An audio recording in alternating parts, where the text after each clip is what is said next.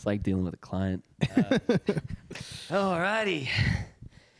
Good morning, afternoon, evening, wherever you're at in the day. Thank you for being with us. It's the Something's Coming crew. It's your boy Nims, aka Old Nims, aka Uncle Nims, aka my knees hurt, my back hurts. Lately, my neck's been hurting too. To be honest, so yeah, it's been a tough time for Old Nims. But got the crew here, the loved ones. Please say your names, gangsters. It's your boy Zeke, a.k.a. Chief Peach, a.k.a. Young Zazu, for everybody on the streets. Which streets? Y'all know me in McCoy Uni. Ah, okay. But yeah, you know, feeling good, man. Feeling good to be here in this safe space. It's looking nice, man. On a nice Sunday evening. Who we got on the edge of this couch? Hey guys, it's Kaan, aka Loverboy, aka Done in 60 Seconds. Happy to be here. That is self-awareness. That is, wow, I was not expecting that. I like that a lot. Yeah, we got the certified lover boy in the building. We got certified cheeks in the building. We also have a certified legend, one of our fondest friends, absolute G. We got the queen, Nozi Bebe in the building. Introduce yourself, please. What an introduction. Yeah, I'm Nozi. I don't have an AKA. I need to work on that. Let's do it now. AKA Live, Laugh, Love. Yeah. AKA Love. AKA Eastern Suburbs finest, AKA... Got to bring up the East Sub yeah, every time. Of course. Have to. But thank you again, Noz, for having us in this beautiful location. And we're here to talk about, I don't know, would you say it's like our deepest topic of the season, or... I'd say one of it. Could get deep. Maybe we'll get deep. Yeah, true. Getting into the... definitely like our most intimate topic of the season. We're going to be talking about heartbreak today in all its forms, but mostly the journey through heartbreak. And the reason for the kind of selection of the topic is I think I definitely went, through a heartbreak recovery journey last year. Peaches over here, we were going through it kind of simultaneously, actually. Yeah, it was sad Peaches time. Yeah, we were on sad boy hours throughout the year. Princess Peach. Yeah, man. Yeah, and actually the reason, no, you probably don't even know this, but I think I lent a lot on friends, obviously, as you do throughout that process, and Noz was definitely one of those people that was constantly kind of checking in, and it gave me a lot of valuable perspective, and then also gave me an ear. I think like sometimes you just, and we'll get into this later, but it's nice to know that you can have someone that will listen without judgment, and that will kind of help you think through your own thoughts as opposed to kind of putting, their own judgments and things on top of them. So, Noz, that's why we got you here, man. Nice. And it's going to be a super exciting chat. But before we get into all of that, we've got some fashionistas in the building as per usual. Let's talk through the fits. Can we get Gone in 60 Seconds on the mic, please? What you wearing today, my man? I thought, it's Sunday. I thought, we'd go for like a bit of something comfortable. So I got like this, almost like a Sydney day in the life comfort wear. I got this actually it's a brand called Casa. They're from Melbourne. It's got the same sort of colorway, sort of shirt and shorts. So yeah, and also got like Birks to match and some fun socks. So kind of popping. I'm liking it, man. The earrings. I know. Yeah, Noz. Yeah. There's something else here. But feeling good, feeling frisky. So Frisky. You're looking good, man. You better watch out, Z. 60 seconds. Noz, what you got on today, Okay, what man? do I have on? Today I just kept it very simple, like Kaan said. Sunday, got to chill out. So I've just got my little sports kind of wear, but make it fun and comfortable. Yeah, I dig. Yeah. I'm loving this oversized fit. Yeah, oversized little shirt going on. I got my little Bandana. my little bandana going as well. Nice. And yeah, just chill out Colorways on a pop. Sunday. It's like if you needed to run away from someone, you could. I could. If you need to look cool, also got that down pat, Yeah, you know? if I You want to wanna get into Coogee Pav, you also can get in. Do you so- reckon I could get in with this fit? 100%, Oh, yeah. okay, that's nice. I like that. Pretty Yeah. good. Yeah. Pretty good. Damn. All right, Zazu, what you got? Yeah, look, man. There's not a lot of coordination in my fit right now. This is exactly what you see me wear at home. Just threw on the brown shirt because it was on the dresser. Mm-hmm. You know, threw on the shorts because gonna get active later today. Brown on brown. They got the sports underwears because gotta keep the compression flowing. Hold Feel up. me? Yeah. What's the compression for? Look, gotta keep it tight, gotta keep it light. You know what I mean? That's the secret sauce to Chief Peach, right? Then we got That's how the you keep the peaches ripe. That's you know it. what I'm saying? Kmart socks Yeah. and Boy. the worn down slides, man. The Yes, slides sir. on too. The full deal. Love that. Love that. You're looking good, man. You're looking like a little mini Terminator right now. I'm not gonna lie. Good to take. I dig. What I got on today, man? I got on. I'll start from the bottom actually. Got the Crocs. Got the dirty Crocs on, but SpongeBob vibes. yes, Yeah. amen, sister. I got the Lover Boy socks on because Yeah. we're talking about Heartbreak and that. Got the Kmart $8 shorts on. Yes, sir. Shout out to the kid in Bangladesh who made these for me, Appreciate man. Made by kids for kids. And what else we got? Oh, I got the Increase the Peace Nike Stussy t-shirt. I think we need more of that. Yeah, now that we're all fitted out, everyone's looking great as per usual. We'll get into how everyone's feeling right now, where everyone's hearts are at right now.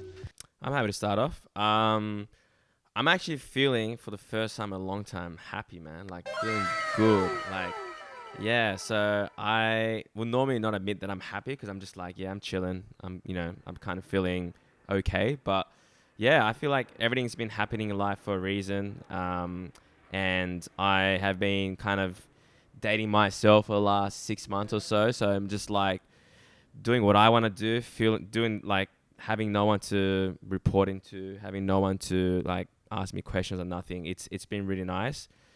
We had a great night last night with Nims. Nothing like what you're thinking, but yeah, just honestly, like everything that I've done like this year so far has been like almost like what I would normally do in a year, like in terms of like things that I've had put off for a long time, and so how I'm feeling, and I think just kind of healthy habits like going to the gym and eating right and stuff like that is definitely helping. And yeah, it's summer, like Sydney summer is absolutely peaking right now. And yeah, just I don't know what else to say. I just feel good. That's Feel so good. beautiful, You're looking man. good, brother. Yeah, thank you, man. That's Yeah. beautiful. You deserve that shit, man. Thanks, man. I'm feeling good. No, but I'm feeling very happy. I think like life's Yeah. going well, and Oh, it's going well, is it? yeah, it is. I have been feeling a little bit anxious as well, yeah. and that's more like career-wise. Yeah. Got you. But in terms of like friends, family, love life, everything's feeling good, and I'm feeling happy about that. So yeah, overall happy with a little Amazing. bit of anxiousness on the career side, but Yeah. we get through. We'll Yeah. be fine. Yeah. It's lovely to hear. Lovely to hear, you know? Real lovely. But we'll get into that later, you know what I'm saying? Zazu. Yeah, man. I kind of feel with Nozi in terms of like career-wise. Got a lot on my mind. You know, a lot of things to plan for, a lot of things to take account of. I don't know if it's the instance that made me tear up or it's just life in general. You know? Getting deep straight away. Straight away, look. But no, otherwise life's okay in the sense that like I kind of see things coming and going. So like kind of just trying to take things as they come and just take account of it. So, you know, yesterday I wasn't able to get done a lot of the plans I kind of put up for myself, but you know, it's okay. Like kind of got to just chill out for a little bit and kind of had to reset to go. Yeah, that's, you know, I got to at least take some time back for myself. So doing okay. You know, I also got to say like doing this stuff with you guys is definitely a nice break in the, you know, the routine and things like that. Cause it's just a nice way to kind of wind down with you guys and also just kind of hear what else is going on and be okay and, you know, be at peace with that, you know? Yeah, perspective's important, man. Yeah. You get out of your kind of own world and sphere, and you listen to other people talk and share. For sure.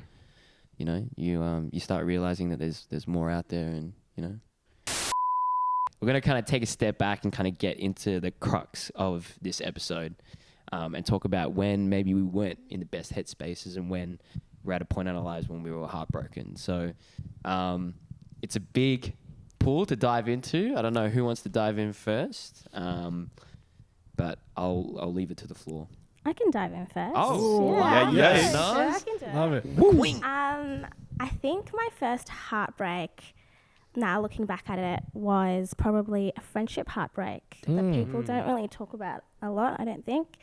But lucky for me, the friendship heartbreak and like the romantic relationship heartbreak kind of happened close to each other. Same So that time. was like, Double whammy. yeah, double whammy. So that was really tough to kind of deal with, you know.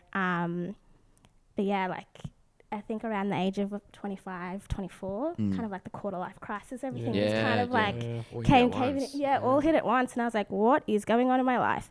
Friendship breakups are tough. They are rough. Like, why do we not talk about them more? They're so Dive in, Noz. Give us what you so got. now, good. yeah. So I think like for me, I had two friends who I was really close with since like 12 years old. So, you know, big journey there, like growing up It's a long together. time. And I think just things kind of started to shift a little bit, and I guess we weren't as close, or the fact that when I look back at it, I think it was definitely me kind of hanging out with other people that started the rift. And I think the friends were kind of like, I don't know, you're not spending enough time with us, you know, where have you been? Yeah. And I was like, oh, I didn't even realize, like I've just been hanging out with these other people, because they were like, let's go out, let's do this. And young me, I'm like, sometime or whatever. I'm like, yeah, like I'm coming, I'm there, let's hang out. And then my two other friends were like, where have you been? And I was like, oh, okay, well, I didn't realize. So you know what? I'm going to make more of an effort. Here I am. And then through that, though, I started realizing, how come it's on me? It's not like it's not like you were asking me to hang out and I was saying no, you know? And it made me realize that a lot of that friendship was One way. it was me kind of bringing everyone together, and I was like, where are you in this? Yeah. Takes two to tango. Yeah, Or stretch of three. yeah, exactly. So that was a real rough time, but it was good because I had these other friends that I was making connections with, so they were really there to kind of help me up and, you know, provide that support. So yeah, like looking back now, it's tough, it's rough, but and then obviously the romantic relationship came kind of soon after. So I was in a long-term relationship for 5 years. Jeez. And that's like most of your early 20s, right? So Yeah. you're like growing up together, you've got a lot of memories together, and then all of a sudden for that to kind of break down, that was quite hard as well. So I had this simultaneous thing of like my friendships breaking down on one end, and then the relationship breaking down as well. So it was a chaotic time, but weirdly enough as well, when I look back at that time, I was partying a lot. I think that was kind of like my coping mechanism. I was like trying to run away from my feelings and like, you know, going out, and it was Completely summertime natural, as well. yeah. It was summer, so I didn't even realize that's what I was doing. But you know, you'd have those nights out where you're having fun and laughing with everyone, and then you get home and you start crying yourself to sleep, you know, that old thing. So yeah, it was a interesting time for me, 24, 25, that age. So yeah. Damn. I totally get what you like. You go into survival mode, and then like if the factors around you, like a nice summer or coming out of lockdowns or wherever it may be, if they support that kind of, that, you know, being around people, being social, blah, blah, blah, that distraction kind of lifestyle, you bury yourself into it thinking that you're okay, and then you ain't. Yeah. Feelings always catch up. Oh, man. Do Yeah. they ever, man? Yeah. You can't run away from them, that's for sure. But yeah. Yeah. What about you boys, man? Go. Yes, I was kind of just like thinking on my own as I was hearing you guys speak, and I think similarly, when to answer the question, my breakup was about 4 years ago now, and similar to you guys, like the process was super different. Like at the time, was like a lot of life change. I moved out of the place that I was living at with that person, and started a new job as well. So I had something to focus on. I kind of just poured myself into work, and I also was like training for a half marathon. So I was keeping myself busy from a physical exercise standpoint. But I guess how I processed it was, it just took time. Like I was feeling shitty for a long time, and I'm an overthinker and I'm very emotional as well. So I was constantly thinking and I was constantly like going through emotional breakdowns. But I think what I realized going back in hindsight, those emotional breakdowns were very important, because I think for me, a lot of the time, if I were able to just brush it off, then I wouldn't know what the underlying feeling was. But I was kind of like trying to name the feeling. Like if I was feeling sad, I'm like, okay, I'm feeling sad. If I'm feeling angry, or if I'm feeling heartache, I was like, okay, I'm feeling this now, so that I go, okay, it's just a emotion. You'll get over it. You'll go through it. And that kind of helped me, like, just, obviously it was shit, but it just helped me like actually name it. And I was like, okay, cool, this is what I'm going through. But similar to a lot of people, like I was using alcohol and things like that to get through it. And man, to be fair, a lot of that time that afterwards was a bit of a blur, because I was just working late, partying hard. And then, similar to you, Nims, like it took me like a year later to really like, not even get over it, but like it took me a long time to get over it. But it took me like a year later to be like, okay, it's been a year now. Like, you know, oh my God, it's been a year. So yeah, I think it's normal as guys to actually not register it straight away, and it takes time to really unpack it. Whereas from a female's perspective, seems like it's a bit more impactful straight away. And I think it's because guys are less equipped with emotional maturity. The EQ's not there, yeah. Not to say that we're not. I think we're quite emotionally mature from a you know, when we look at outside in. But yeah, that's kind of where it's at. But yeah, it's taking some time, basically. Time heals, but not just time. You need to go do the work. So yeah, that's what I would say. Actually, keen to get your perspective on that, Noz, because like that is like the running meme, right? Like it's like guys are like, oh yeah, I'm great, like, ooh, post breakup, let's go, blah blah blah, and then like a month later, like, oh my God, I'm fucking struggling, or like a month or a year or 6 months, whatever it may. Whereas girls are like, oh, 1 week, I'm like, oh, I fucking hate this, it's terrible. 1 month, oh, I hate this, and then like 2 months, it's like, hey, we good, like we're back, like, you know, let's go, like. So like, what do you think about that? It's a generalization, but I've like seen it in real life. Like I've seen it with my friends, and you know. I think I did a bit of both. Like when it first happened, I was crushed. Like I've never felt anything like that before. It's like you feel it physically, right? And you're like, God. So I really sat with my feelings and, you know, cried it out and leapt on my friends as well for that period of time. But because of the Sydney summer and everything was out and about, like I was partying as well. So it was a bit of both. Like I was dealing with my feelings and just feeling shit, really. But also going out and partying and masking it. But then I'd always come home and cry. That's the craziest thing. Like it sounds like you're on this like kind of like highs and lows roller coaster, right? That must be, was that like super exhausting? Like yeah, it was. But I think the time that I took as well to kind of just like do me and feel my feelings was quite helpful. I didn't drink for a month. Got you. So when the breakup happened, I was like, I'm not going to drink. Still out, going out with my friends, but I didn't drink. So I would be out having a good time and everyone's like, oh, like everything's fine kind of thing. But obviously your friends close to you know that not everything's fine. So I think that month of drinking, or not drinking, obviously really helped. Like really helped me to be there and present. And I think most of that was because I was like, am I going to do some crazy shit if I drink with all these feelings? Like I had never felt anything like that before. So I was like, if I add alcohol into this, who knows what's going to happen? And I'm a bit of a control freak sometimes. So I was like, you know what? Stay off for a bit. You can still go out. Man. So yeah, I think that vision is... It's pretty good. I don't have that clarity in that moment. Like for you to be like, to know yourself that well and to know like your emotions and know like, okay, if I add this like alcohol into this mix, it's not going to be great. Yeah. I was like, for us like, put it in there, let's go.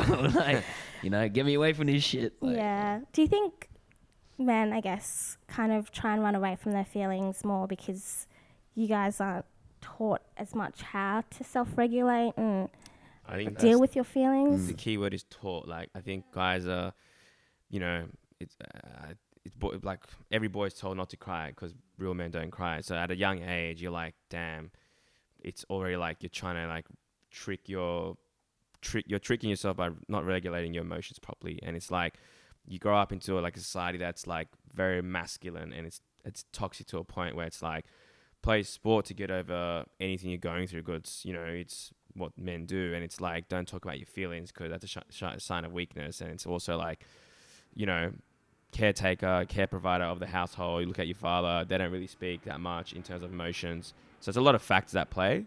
So I think, it makes total sense that when you go through something yourself, you're like, okay, I just go back to my patterns of actually not talking about it, internalizing, putting myself into sport or drinking or whatever it may be, whatever you do or grew up doing. And it's like, damn, that's shit. It's not healthy. It's not. Like, we're all human beings, and human beings are feeling, we're social beings. And to kind of, I think that's what's so toxic about it, to, I guess, teach a whole group of people to reject that from a young age, to say, reject your feelings, reject feeling this way. I think we do ourselves a big disservice when we teach people not to, especially men, not to feel their feelings and, kind of figure out what's going on in there. Yeah, for sure. The way, like, I guess there's two different points of like heartbreak that I can talk about, and like one's different for the other. But Please. like, probably the most recent one was that it kind of came at a time. It was during COVID and lockdown, and that like we kind of mutually broke up around like Mayish in 2021, I think, and then like kind of just put my head into work, because the only thing you could do was stay at home and just kind of do what you could do at home with your family and things like that. And I lived with my cousin, so just kind of dug my head into just doing work, waking up, just hanging out with the family, not really doing much. And then a few other things weighed into it, like I was trying to put on a lot of weight and things like that. And then you were trying to? No, sorry, not trying to put on weight. Oh, but, I was like, you trying to put on weight? I definitely don't need to put on the weight. Tactics. You know what I mean? I think the other thing that leans into it is like, you're not doing much. You're in lockdown, and also I don't really have any other vice besides like sugar. You know what I mean? And like, damn straight. You know what I mean? And so like, kind of the food is definitely like a bit of a therapy for me. So that leans into it. But then like in October that same year, my dad passed, and that was a tough thing to deal with, because it was kind of like that it happened so quickly, and then you kind of then the year went by, and then it's like, and then the next year after all that happened, I kind of actually like touch base with Nims, and that's kind of where we got to relate to each other. But at that point for me, it was like the heartbreak hadn't really sunk in, because it was like I was trying to deal with a few other things and a lot of other things that were happening in my life. So when it hit me, it kind of all did come all together, and it was just kind of like. But I definitely made sure to keep my mind aware of that. Like, okay, it's here now. Deal with it. Don't put it off. So like when I did come back from the new year, I made sure, I didn't really make too many plans to go out and distract myself, because at that point we could have, right? Like we had come out of lockdown, and I started hanging out with Nims, and being able to get invited to a few more things, and go play basketball and things like that.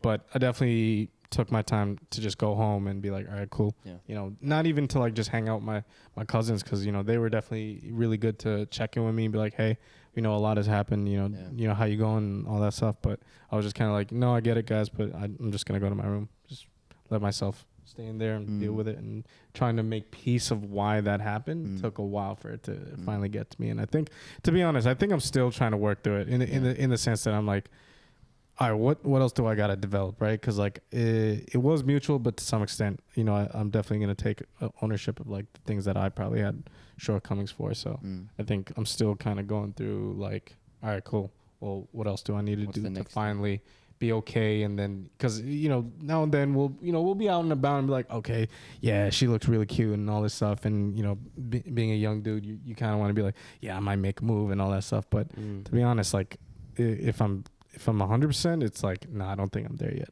That's fair. And that's, I think you've brought up like a really interesting point around the mutual breakup and like working on yourself and figuring out your own shortcomings. I wonder how you guys feel or think about the person who does the breakup and the person who gets broken up with, or if it's mutual. Like, does it hurt less? Does it hurt more? Which position is like the best position to be in? I think we've got representative from each Yeah, on the yeah, couch, no, I that's a don't know. really good point. No, Yeah. that's a really good point. Yeah, there's always one winner and one loser. No, I feel like I feel like with me, I did the breaking up, and I think people always kind of take on the person who got broken up as like they're in the worst position, but I'm gonna tell you, like, it fucking sucks. Like having to make that decision, Yeah. and then having to deal with the consequences of that decision is just like a weight on you, and you really I'd do agree. feel it as well. I think, it's definitely for me, having been through that process. It's not just like, oh, you've broken up with someone, you're free to go, and like you're just living your life, and this is what you wanted. Like you really do feel the pain as well. I'd agree, just because I think the thing for me to coming to terms with that definitely took a toll on me, to be like, damn, we're here now, and I got to be the one to do this, otherwise like we're just gonna get even more resentful.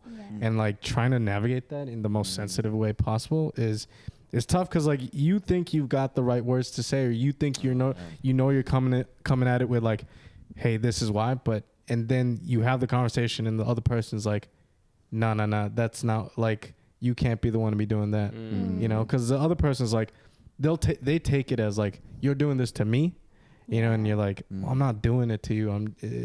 We're kind of here for a reason. Yeah. You know, I might put the cherry on top of the mutual kind of breakup Sunday, or the shit Sunday that it is, but this is actually quite a funny story. We got more and more distant over time. It was kind of towards the end of lockdown. We weren't seeing each other, whatever. And so I had this training at work, and it was like literally the session was like having difficult conversations with people. And I was kind of like, damn, man, like this is like very confronting, and like this fucking needs to happen. And I messaged my girlfriend at the time and said, oh, look, like I'm doing this difficult conversation course. I'll chat to you later, type of thing. Oh. And no. If I got that text, I'd be like, Hold on, no. Like I said, I was a coward. Like I was so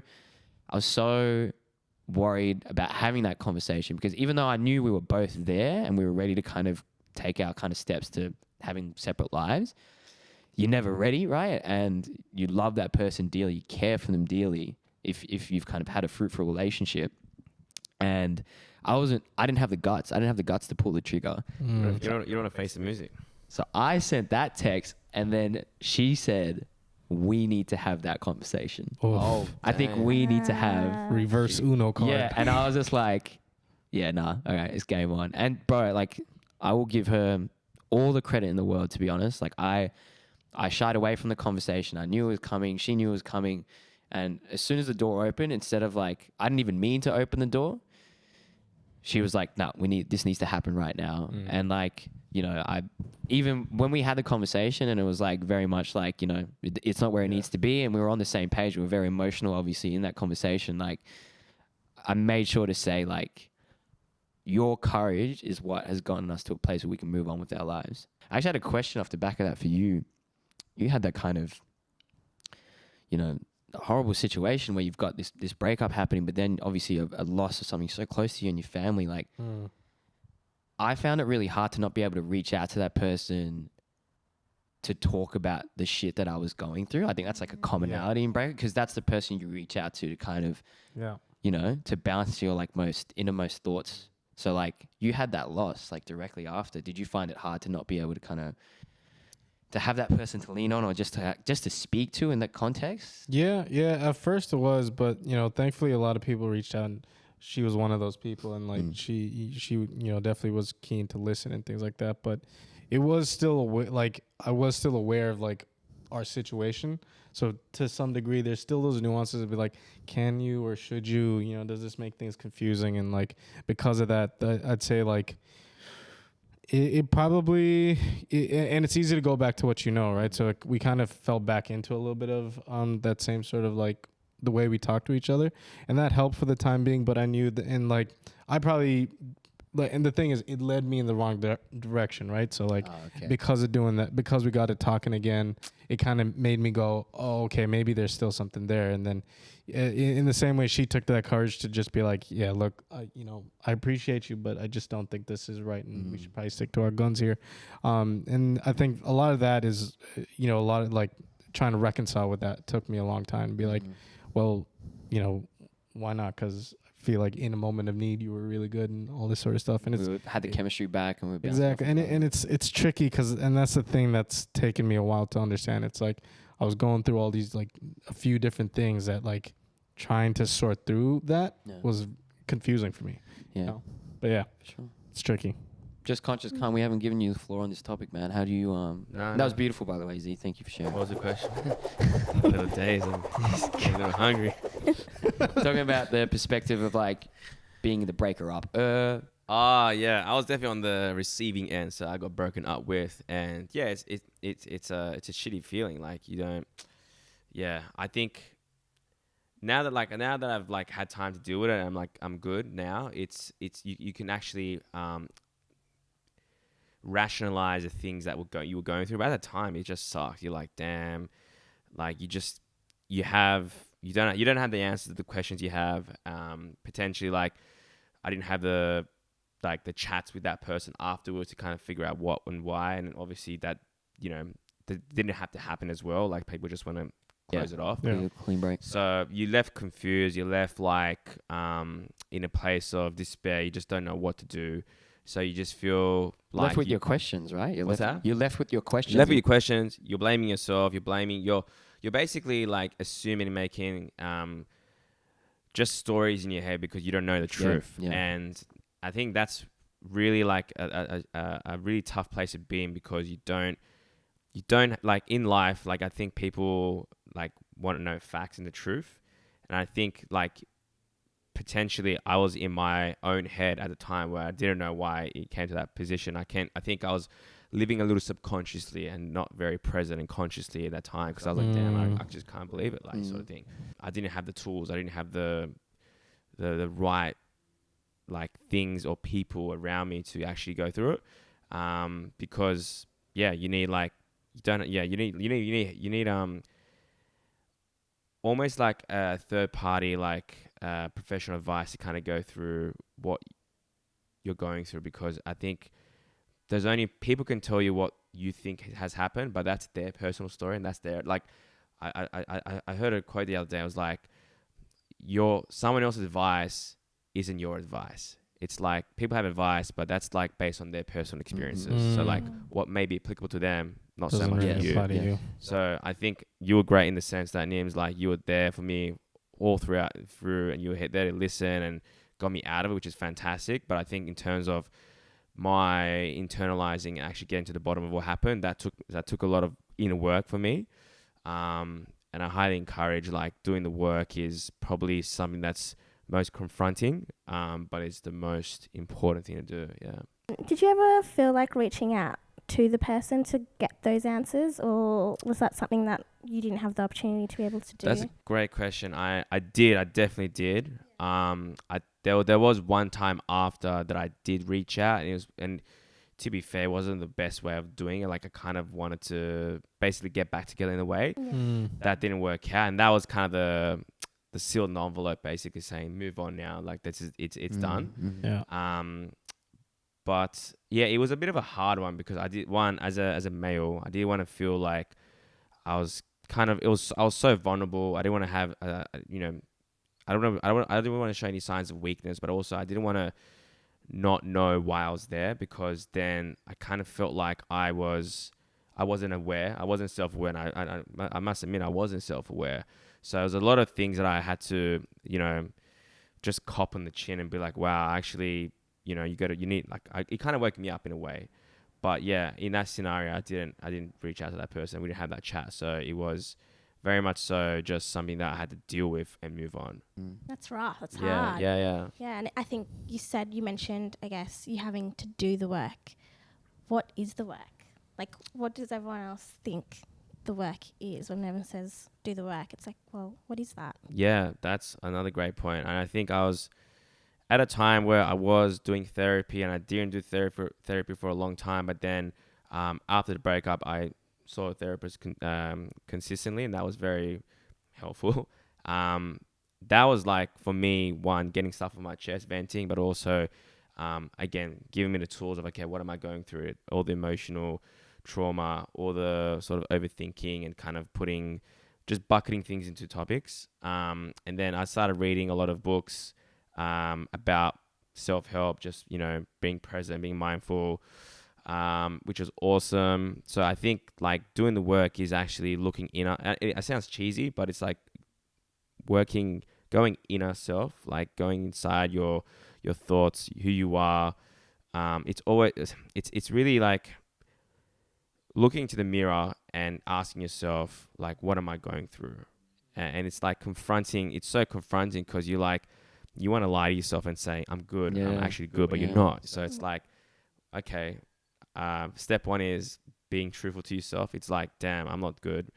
And then step two is like, what do I need to do? Is there help at reach, at arm's length? If not, okay, who can I reach out to? And then step three, I think for me, was like just having consistent behaviors that actually help me do that. And if it's like, maybe potentially not looking at that person on social media, or cutting all ties, for example. Obviously, maybe not going to the same places from a socializing standpoint, like things like that, where you can just have immediate action. And I think, again, one of my friends at the time was like, you should delete that person, move on. Another friend was like, maybe that's not the right thing. So I kind of made my own decision. I didn't do that person on social. I just kind of stopped looking at their things. And I think that was, for me, a big thing, because in the past, I'd always just block someone and just move on. But that was like a bit of a toxic behavior I've picked up, because you're not really acknowledging the person's existence, but also you're moving on with and basically starting fresh. But actually, in the back of your mind, that's like, dealt with it. It's this cycle of, oh wow, it's as easy as, if you don't like someone, you block them, you ghost them, or whatever, you cancel them, and then you move on. I don't think that's a humanizing way of dealing with it. But I think a lot of the times it's easy to be like, if I remove this person, I don't have to deal with it. And I think as hard as it sounds, you need to deal with it. Like, you need to go through the lows to actually appreciate the high. But actually, to get to the place where you're feeling good, you need to go through that. And it's like, if you don't, then you're tricking it. You're tricking your brain to saying it's never happened, or actually, that's not the way of dealing with it. Yeah, for sure. Because at the moment, I know that one of the things that lingers in my mind about having her on socials is that if I see her with someone else, how am I going to react to it? Am I ready to react to it? And that's the $1 million question. And that's the thing I'm trying to really get myself to go to, that like, no, like, yeah, you broke up with her and you should be confident about that. And you did that for a reason, and you're both probably better for it, and you should be happy for that person. But at the moment, because I still have that thought in my head, then I'm like, no, that's clear that I still need to put in the work. I still need to do a few more things to finally be okay with it. Because I know that in a different instance, in a previous instance in my life where I was heartbroken, I did see that person move on. It took me a while. And it really pushed me to a few places, I think timing's everything for that part. It's like, if you have a breakup and straight away that person is someone else, that will sting. And also it also would help, form their true colors, because in your eyes, because then you go, oh, actually, it didn't mean that much because that person moved on, whatever. But if it takes some time and you see that person move on, you actually go, wow, that person moved on. Yeah, it might sting, but actually kind of like cements everything, and you go, it's time for me to move on. Look, to be fair, you like, I'm not to say like you need to feel happy for that person, but actually, you should feel happy for that person, like, because that's someone that you cared about at one point in life, and for them to be happy and find someone else, that's great. But also, that should give you a bit of juice to go, all right, it's my turn. Or for sure, not to wait for that person. Again, depending on if you're the person that broke up or you're the person that got broken up with. I think that adds a lot of context. A time in between is probably something that is it's a definitive door closing. And like I'll speak to this because I had to go through this recently, and like seeing the person I used to date be with someone else, be openly kind of in love and happy, and like it's like that age old, like, you gotta be happy for the people that you loved and still love in a way. It's so much easier than said than done, isn't it? Like, because we're naturally, I mean, I'm a naturally jealous human being. Like, I'm very selfish about the people that I love. I hold them as close to me as possible. I want to keep them in my life as long as I can. And like the friends that are dear to me, like that's why I'm always up your ass. Like, because I want to make sure that like you're always good. And like, you know, but yeah, no, I like hold those people close to me. So when you lose that connection, you lose that, and then you see that, you know, they've got that with someone else. It's kind of like, of course you're happy at the core of yourself. But your immediate emotional reaction is to be sad, to be jealous, to be angry, to be upset. And I think that I remember when I first saw like it pop up on social, I remember in the moment I could feel my body temperature, heat going up, heart's hurting, Flushes. everything, my stomach's going crazy, blah, blah, blah, all these butterflies, everything. Like I'm hurting. I'm like physically hurting, emotionally hurting. But it's having that awareness that this is how I feel right now. This is how everything's going right now. But if I can just look at them for time, just take a bit of time to think about this and process this, like the way that I actually feel 1 day, 2 days, 10 days, 1 year from now will be that that's someone that I've loved and I still love in some capacity and I want to be happy. And you have to learn how to be happy for that person. I don't think it's as easy as saying like, I'm happy for you. Like I'm ready to move on now. It's like, nah, it's natural to be like, man, fuck that shit. Like blah, blah, blah. For sure. But yeah, it's definitely a tough one to deal with for sure. Yeah, I think for me as well, being the person that did the breaking up and then seeing that person in a relationship, I was so confused, and I think it was a bit of like an ego bruise as well, a little bit. Because I was like, okay, so we broke up, yes, and then you were just trying to get me back, you know, two months ago, and then how are you like all loved up now? Like, what do you mean? Like, what's going on? The but ego, you've touched on something big. It was definitely my ego coming into play, and just like you, like seeing it on social media, it, like makes it real. Like, okay, like, this is a thing now. Like you've moved on, and it takes time, like as you say, and then you get to a point where you're like, you know what, I am genuinely happy for you, and it's good to see you happy and like in love again. I got a question for you, and before we go to the next break, it's like you mentioned the ego. And it's like, as the person that as in your position, how did you feel when that happened, when you saw that reaction? But also, what did you do to overcome what you were going through? And I'm kind of particularly interested around like, you know, your ego in terms of who you were, and then how that shaped you to potentially be the person you are today. Yeah, very interesting question. I think for me, it was definitely my ego came in because I was like, this person's meant to be like wanting me. Loser. No. They want me back. They were asking to have me back.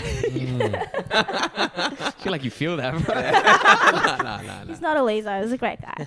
But it was just like, yeah, it was definitely a thing of, oh, like, you don't want me anymore. Because even if you do the breaking up, like there's still a part of you that questions whether you made the right choice. And I obviously always look back and think I made the right choice for both of us. It was a hard choice, but I think we both needed it. So when that person has moved on, you're kind of like, oh, fuck. Like, okay, so I don't have that touch point anymore. And it is tough when you first see it. And I think I felt like my stomach dropped when I first saw it. He was very good about it as well. So he was like, let's catch up for dinner or whatever it was. And we had a catch up, and he kind of told me that he was seeing someone. That's very mature. Yeah, it was really good that I had that. It was like seeing it on social media then that kind of cemented it. So when he first told me, I was very happy for him and all good. Like, I think just then seeing it in front of my face, that's what made me think, fuck, okay, like this is a thing, this is happening. And I think I got over it quite quickly because in that moment, I recognize now it definitely was my ego. And, you know, I was with my friends when I first saw it. You know how the girls are. They're like, it's okay. That whole, that whole thing. And they just kind of like, you know, like pump you up. And I'm like, thanks, girls. But yeah, like, I think after that, I kind of thought to myself, well, this is what I wanted at the end of the day. Like, we needed this time apart. Like we are better off, I think. In this position, yeah. Wow, man, that got deep quick. I'm sweating. I'm parched.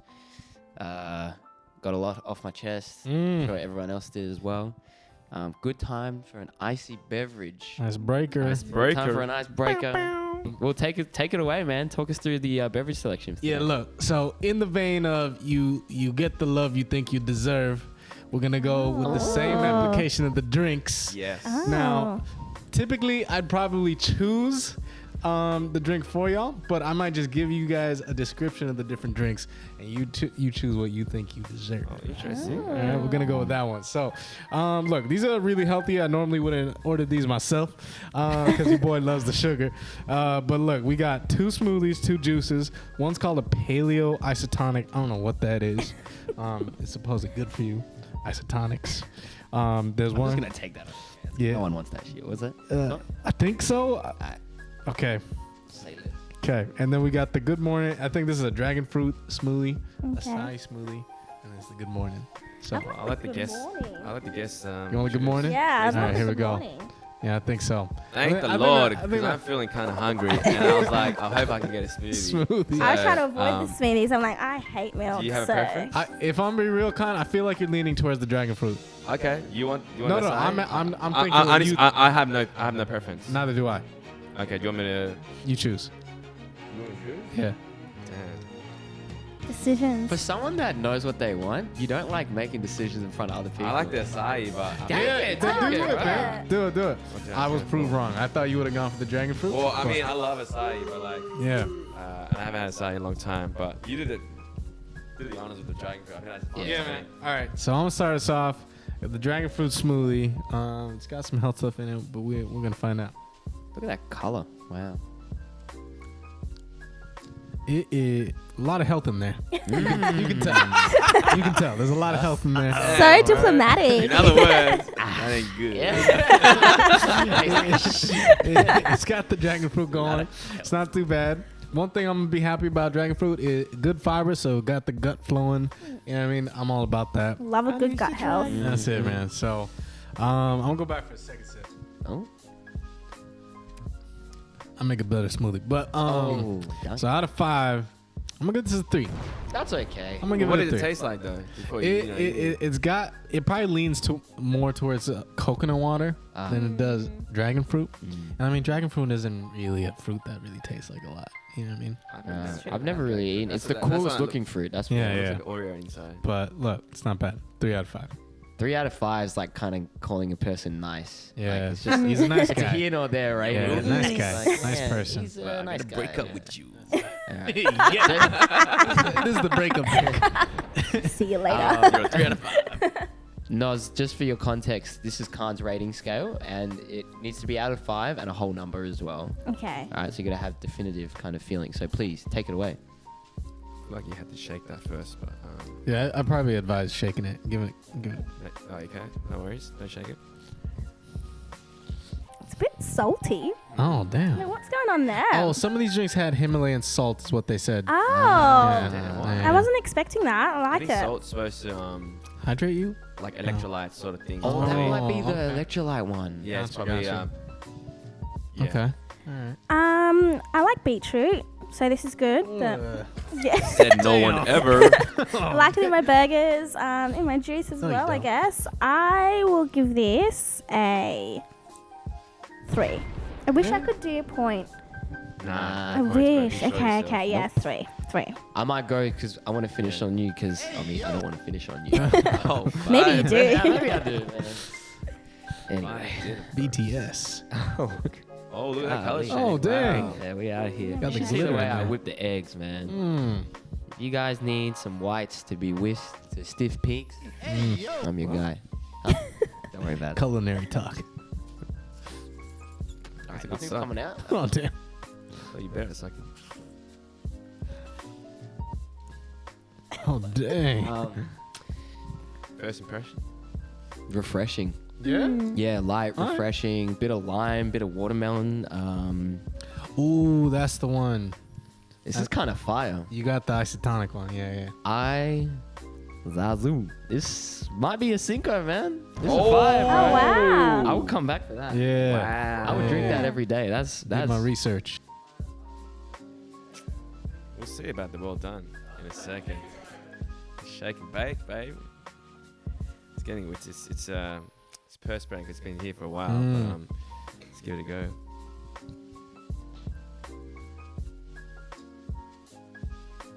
Okay. That's really nice. I mean, it tastes like an acai smoothie, so can't go wrong. And I'm someone that likes what I like, so. Yeah. You said it was vegan, right? So it's got Yeah, no it milk was. in there. I wonder Yeah. if they use coconut milk or something. Can't taste any coconut, but this is delicious, man. Like, don't have any flaws with this. Yeah. It is What are we saying? what it says on the label. Acai. So, yeah, man, it's dripping on me. It's kind of wet. I'm saying I'm gonna give this a straight 5 out of 5, man. Damn. Okay. It's sticking on my butt. It's exactly what I needed. Yeah. I was kind of feeling a little hungry. I was getting a little hangry. You Yeah. don't want to see a hangry Kaan. No, you don't. And so this is the perfect drink for this situation. Nice. Nice. Bet. Well, my bad, Nozi. I feel like it Why? could have gotten you a 5 drink, but gonna have to settle for a Three's 3 not today. bad. Three's not a bad 5, number. 3, 3, Good to have you Yeah, come you back break on up with a and- 3 though. the journey to recovery from heartbreak.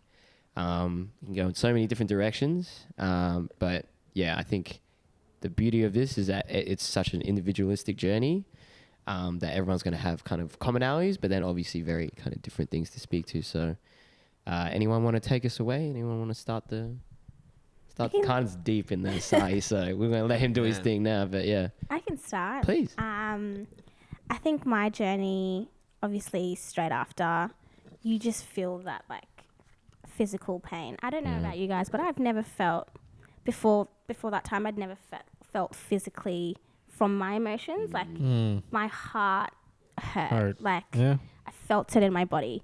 Yeah, it was really a hard time. But again, Sydney summer was going off. It's 2019, just before Yeah, true. COVID. So it was like, Got you. it was great. So in that realm of things, but it was really tough. And there was a moment, but essentially I did the month of not drinking, and then obviously started drinking again, going out, going on boat parties. It was fun.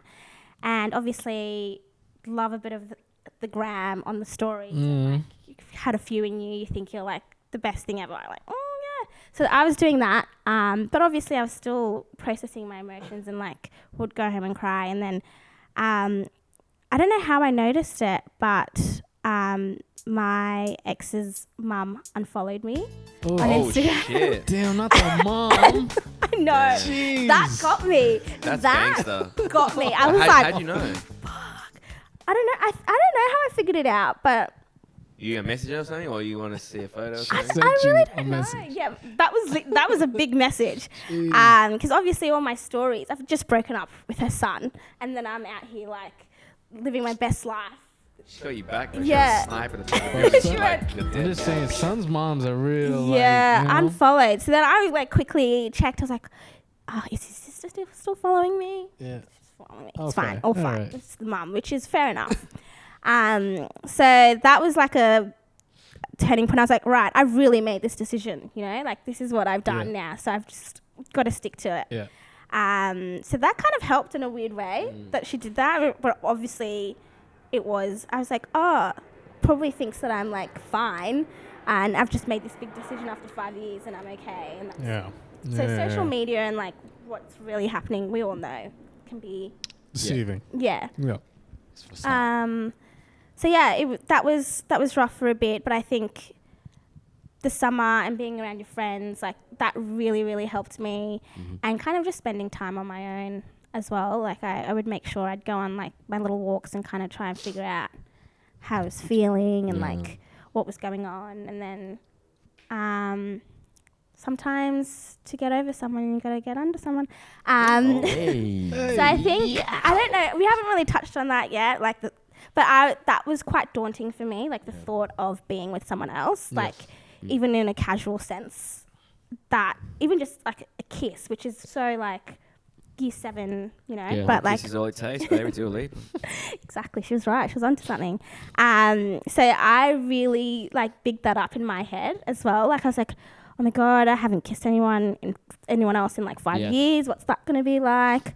And I think once I got that over and done with as well, like that kind of helped me be like, okay, like I'm in a new territory now. Like you can find intimacy with other people. And like, I think that weirdly also helped. It wasn't an intimate kiss with the person that Wait, first where'd you kiss. go to find someone to kiss? Just go to Bunnings and like go to cashier. Yeah, and just kiss on the them? aisles, like, give me a peck. No, it was at a random party and just Okay. like, Just just a, like a little, did it, just got a your- party got it pack, out you of know, your system. nothing, you know, like Got you. no, Romantic. no feelings involved in it. I think because I'd made it such a big deal in my head. Yeah. Had to get it out. I was like, I just kind of need to just like get this out of the way. So that helped as well. I was like, oh, okay, like I'm in new territory now. Like this is finally cemented the fact that I'm Yeah. not with this person. And they've moved on as well. So yeah, I think a lot of chatting with your friends, checking in with yourself, and kissing other people. That's how you get over it. That's awesome. To get over love, you need to have love. Like you gotta Oh, kiss is the first sign of Jeez, affection. Kaan. There you go. Mm. poet. Bars. Yeah. Everyone's looking at me. Damn. Yeah. man. You really enjoyed that juice, hey? Yeah. Oh, your no, shirt. it's on my shirt. Man. I'm 30 years old. I can't keep goddamn Oh clean damn, you shirt. really Damn, built on yeah. yourself. I felt it. I felt Now it you in felt my the chest. peace. Heart pain. Now I realize that's why you guys are looking at me. I mean, I'll go next. I don't think my journey is not going to be as concise. I'm not saying yours is either. Not. I feel like for me, I like to. Not dissimilar to you, Zeeth. I had a few things going on at the time of the breakup. Not just like coming out of lockdown, but had the breakup. My grandma was really unwell, so we had to do this kind of big, whole family from everywhere, kind of in Australia, going down to Melbourne. Like on a got the when you get the text and it's like Yeah. you need to come down right now type of thing. So had to do one of those trips. Had some very tumultuous kind of family situations happening outside of that as well. Work was in a horrible place. I felt every single wall in my life caving in, basically. So it was like you seen that dog in the meme where like he's kind of like sitting there, he's like everything's okay, and then everything around you's on fire. That's what it felt like. Yeah. But I remember thinking to myself, like, it's not always going to be like this, and you can't get too low and you can't get too high. You just got to try and maintain as much as you can. Because I was going out and stuff and like hanging out with friends when we were back in the world, which I feel kind of quite fortunate for, people started to say to me like, hey, like, you're back. Like, you're not even like you're back, but like, you're like, it felt good to get that validation from other people because I was starting to feel good and I was like, oh man, is this like, am I good now? Am I okay? So I was like, okay, I'm back. I'm like, all right, cool. We're on now. And then I had that massive crash, and that crash was like getting hit by a truck. Like it was really visceral. You were talking about your heart hurting. Like I can't, like, there were nights I did not sleep like for weeks on end, and, like it was like delirium because then you're not sleeping. You go into your daily life and you're on edge because you're like a borderline insomniac. You're like you got nothing to go off, and I couldn't eat as well. So like I was kind of a shell of myself for we spoke about those kind of days, those 4 or 5 days when I was literally in bed. Those were the worst times. But beyond that, it took months to kind of actually build things back up. And it was literally everything that I was going through, all these emotions I was processing in my body, like feeling in my body, was grief. It was a grieving process. And that was like 4 months into it, after like the lows, the highs, whatever. It was just like, okay, like you actually have to go through this now. Like you can't hide from it anymore. Other people can't tell you're okay. Like you can't project a certain thing to the world. Like you're in this now. So it's time to figure it out. And the journey started by actually realizing that like I equate it to being tied into knots. I felt like I was in a lot of mental knots that I put myself in. So it took time to unravel them. And some knots are easier than others. Like some took a bit of self-love, stepping away from certain people and situations, stepping away from alcohol, maybe stepping away from social situations, taking care of myself a bit more physically. And, that helped with that type of stuff. And other stuff was taking time to come to realizations as well, getting perspective from other people, starting to realize that like there were things, especially because I was in my late 20s, there was like some things that I hadn't resolved in my past life. There were things that I, as a man, thought I was that I wasn't. Like you were saying, you have to kind of front up to, you know, your shortcomings and the things that you think you are, but you might not actually be. And, you know, those knots, some knots were big, some knots were small, some knots I'm still trying to untie. So like, this is a very long-winded way of saying like, you got to isolate individual problems and, you know, talk about doing the work. Like you kind of don't really know what work you have to do until you identify the struggles that you actually have and the struggles that you have to go through. And once you realize like, okay, these are the things that are going on with me, these are the things that are actually happening, then you can start like brick by brick, like solving them. You know what I mean? Yeah. You build a house, you build a bit of fortitude, you build resilience, you build strength, and you start untying knots until everything's beautiful again. I think it's interesting how you're kind of approaching the whole mental versus the physical intimacy with someone else, because in my head I've always thought, and generalizing as well here, that guys would be like straight off the bat, like let me, you know, like see what's out there, let me go out and hit another girl up and all that kind of stuff. Yeah. Like that's kind of a thought process that I had. I know that's not something that happens straight away, but you kind of, when you think about that journey, I've always thought guys are out there partying and like running away from their feelings, and part of that is like, you know, getting with other girls and all of that stuff, and then girls are feeling their feelings first, and like, and then they get to that stage. Yeah, so it's interesting. That it is. I'll say two things. I'll say one, like I got zero riz, like I got no confidence. I'm not that kind of guy that can just go out and like pick up girls and stuff like that. I don't have that natural confidence. I've never been that type of guy. I would say that. But the other thing I'd say, I think Kaan touched on this before, like I came to terms like in the course of the breakup, realizing that I'm a soft dude, man. And like not soft in the sense that like I'm weak, but soft in the sense that like it takes time for me to process these things, and that's okay. Like, you know, some guys can go out there and just do their thing, girls as well, you know, like people can go out there and just like move on and you know, put the best foot forward immediately. I am not that type of person. And that, I think for a long time I fought with that. I was like, that's something that's wrong with you. You need to fix that. And then going through this breakup, I was like, nah, fam, like that's okay. Like you're that it's guy. a superpower, I think. Yeah. Like, amen. Feeling that you can be soft and who you are. And I think because a lot of men sometimes go throughout their whole lives not being able to tap into that or feel that, and it's such a disservice and a shame that it's such a human thing. My journey was like, I was probably internalizing it, and I didn't like really share anything for a long time. And it took me a few years to really get over it. And I think I'll probably rephrase that as well. I think I don't think I will ever get over it. And I think it's so natural for people to not get over a breakup fully, because for me, what I'm saying is like, you learn to live with it better. You don't necessarily get over it, but you learn to live with it better. It will affect you less.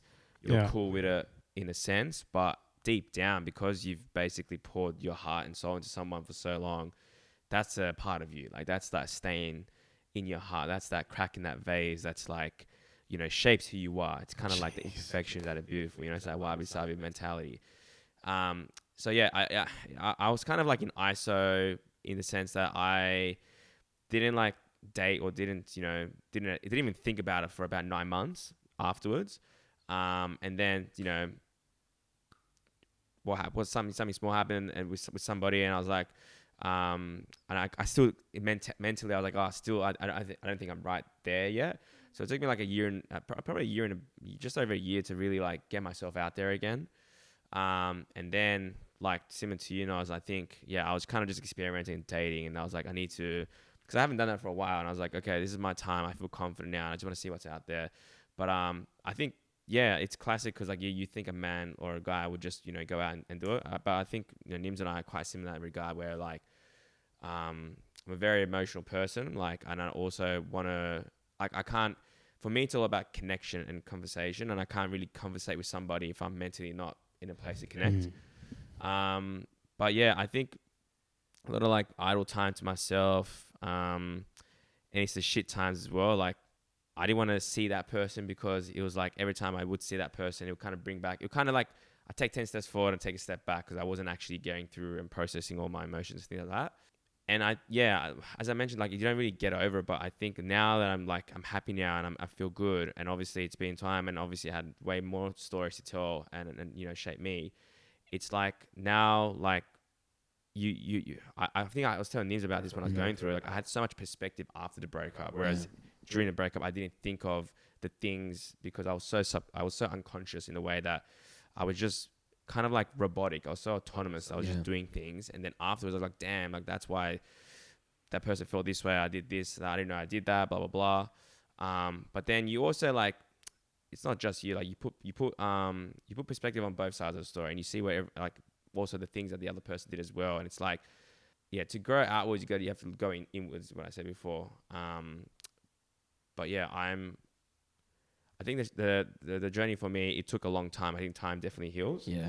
But one thing that got me through, I was checking before my Spotify, there was like, music is a big thing, and an album drop, like Snow Allegra has shared an album called Are Those Feels Again.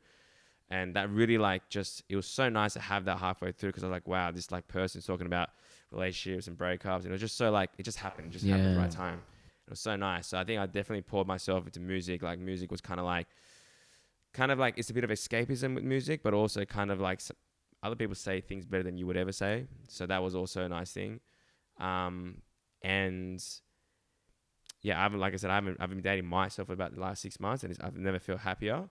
But yeah, going from like breakup to not doing anything, to dating a lot, to now taking a break. Now I'm like, I've never been more confident. I've never been more sure of myself. And now I feel like I don't really have an end goal. It's just whatever happens. And I know what I'm doing right now is exactly what I need to do to get to where I'm going. And I don't know where I'm going, but I know what I'm doing right now will take me there.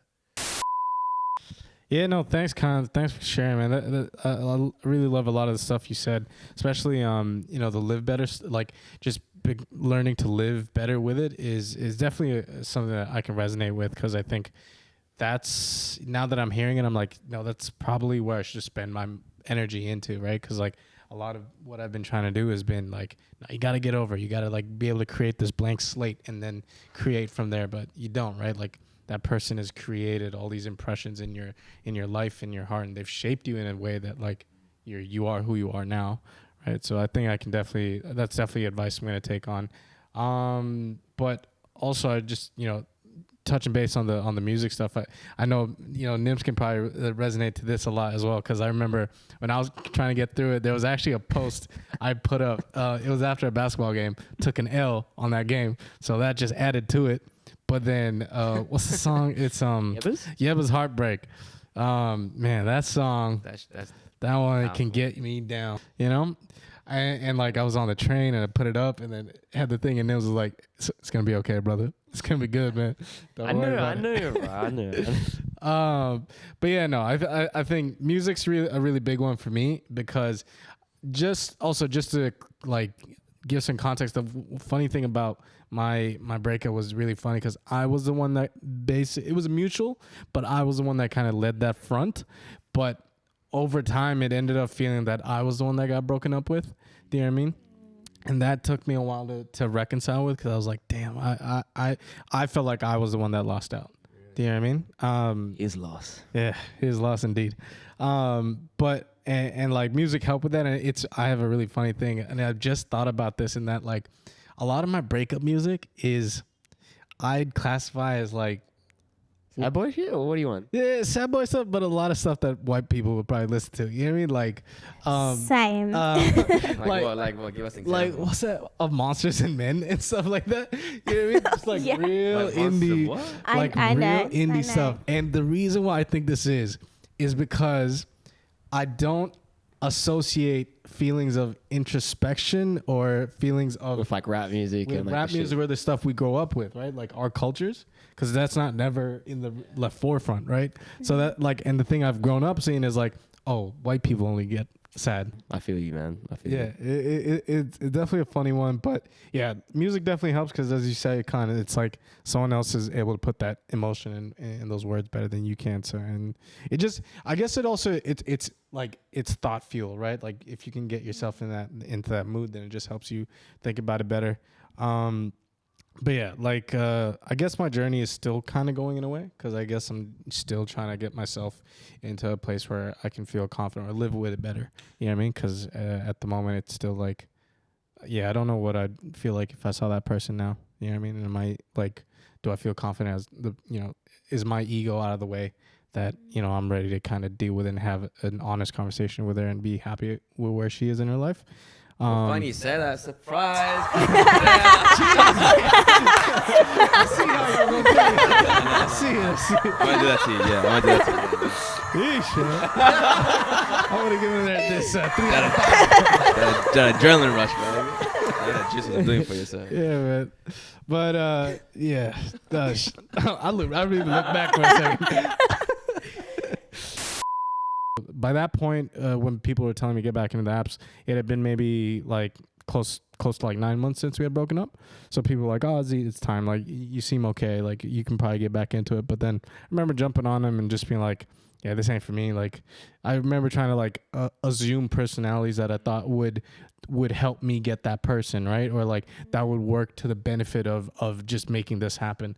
But then I remember thinking like, that's not me. That's not who I really want to be in this relationship either, because that can set off like an unhealthy precedent. You know what I mean? And then you kind of have to be that person for the rest of it. So I remember having to just be like, okay, I'm not there. Let me just take my time, Bro, I just thought like, put this like fake persona, like, yeah, I listen to indie music all the time, and then look, man. I went to the relationship like, I want to listen to rap music. If it would happen, I'm telling you, you wouldn't be able to put it past me that I wouldn't say something like that at that time. You know what I mean? If some girl was out there like, I really like going to art museums and stuff like that, which isn't bad. Like, I go to an art museum, but I'm not saying it's like what I do all the time. You know what I mean? But like, if she bad, she bad. But yeah, look. So yeah, that's the thing. I'm trying to just be like, yeah, look, you'll get there. You'll get to your point. Just like find what you think is like, work on yourself so that when that person comes, you're not having to compromise a lot of who you are. Because that's the other thing I've found that like now knowing, I'm like, I ended up having to sometimes bend a little bit of me to just make sure that they were okay as well. And it kind of came to the detriment of both of us, not just me. That's the thing I ended up realizing, is that like by kind of putting that, being okay with that or making something okay for that person, she was kind of living under this guise as like, okay, Zeeth's okay with this, or that like Zeeth's like, this is how Zeeth is, but and that should be fine for the most part. But it wasn't. Like, it ended up catching up to me that I was like, oh, it's because she couldn't be able to be like this. That's why we couldn't be able to do it. And that's how I justified myself breaking up with her, right? But then I like eventually came like, why should I hold her up to that? Like, she's not gonna be that person. Separating the person from your expectations and the things of the that relationship. You need. Exactly. No, is anything you can add to, because you kind of kept your a little bit concise. Yeah. And after hearing all of ours, Yeah, all these feels No. and sad boys out here. Just I think the music thing's quite interesting. I was just like you in terms of the white people music feels. Lady Gaga yeah, and Rah, Bradley rah. Cooper. No, Shallow. I was like, Wow. that movie, A Star Is Born. I was like playing that whole Damn. playlist. Yeah. No. Yeah, I was like, But I think as well, like, music that got me out of it, like Lizzo was, like, it was like girl boss music, and I was like, yeah, I'm here. I'm Yeah. like feeling good. Cardi?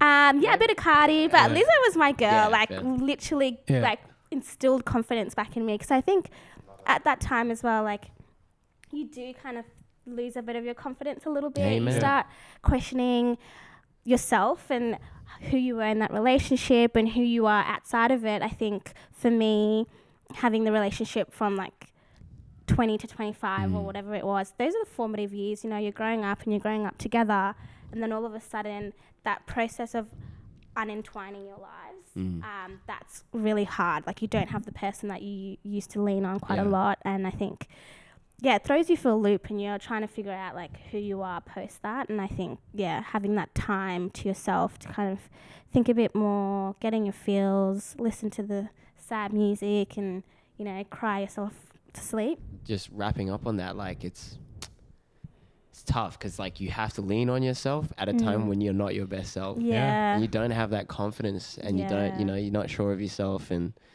Kaan, you were talking about like developing the tools. Like that's actually, you don't know what the tools are going to be, but you start developing them through the struggle. But yeah, on that note, we might. I think you good.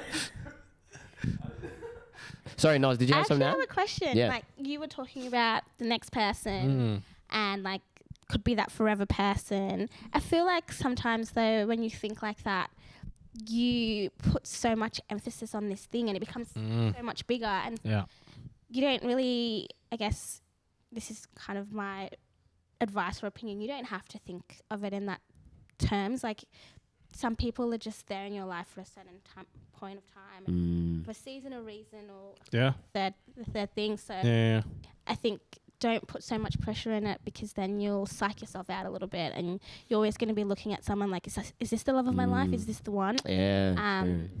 And that does a disservice to you in connecting with other people, and also putting that pressure on someone else for to sure. be that. I'm just saying, man, I fall victim to that a lot, because I'm definitely the type of I'm a rom-com type of guy. You know what I mean? So like whenever I see, like when I'm with that person, I'm like, okay.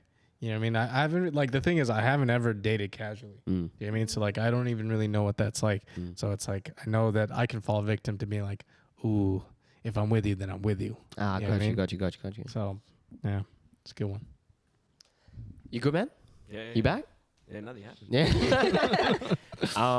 Well, look, I think we've covered so much great territory. And again, Noz, like, thank you for your amazing questions. Thank you for your perspective. Thank you for having us here. I want to make sure we've given you the space and time to talk through your own journey as well, because we've all really gone in depth, particularly myself. I was like, damn, I'm talking for a long time. But is there anything else you want to kind of share, or anything, like any gems you want to pass on?